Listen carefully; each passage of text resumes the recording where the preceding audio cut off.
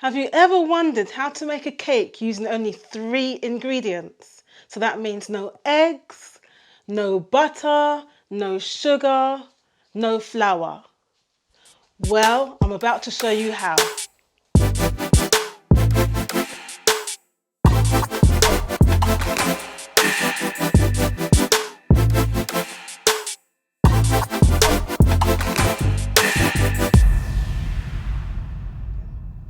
In today's tutorial, I'm going to show you how to make an Oreo chocolate cake using only 3 ingredients. Okay, let's get started.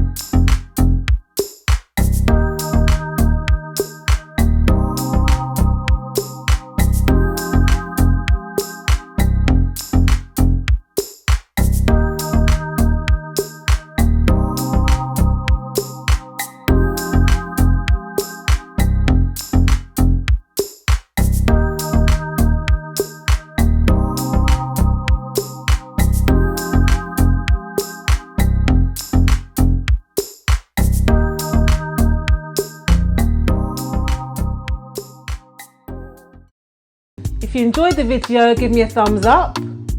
For future videos, make sure to subscribe, and to get notified, go ahead and hit that notification bell.